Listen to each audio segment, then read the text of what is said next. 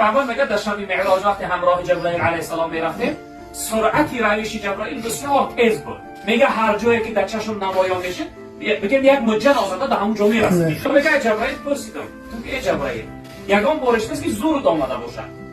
جبرائیل علیه السلام میگه 4 بار ای حد زیاد زور اومد. بعد میگه تو کدام وقت بودن؟ او یکم بارش وقتی که نمرودی ها ابراهیم علیه السلام در آتش پرتافتن، رب العالمین که یا جبرئیل ادریک خلیلی، ای جبرئیل برا دوستی منو درک ده، یا کو بگی که در آتش نزنه نسوزه. دویم بار وقتی که ابراهیم علیه السلام کارده در گردن حضرت اسماعیل مونده، میخواست که بشکش. رب العالمین که ای جبرئیل خط در بین کارده در بین مک یعنی قرار بود. این کار مکنه داره. سوم بار وقتی که حضرت یوسف علیه السلام برادران در چاه پرتافتن، از بعد هویش کردن به چاه رفتن بود.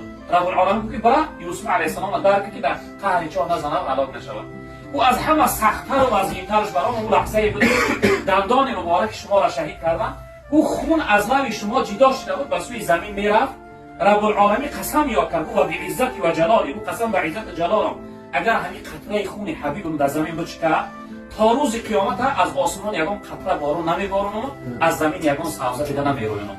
وقتی رب العالمین قسم یاد کرد، بچنان گفت تیزی آمدم که قریب بود که بالاتر میسوختم.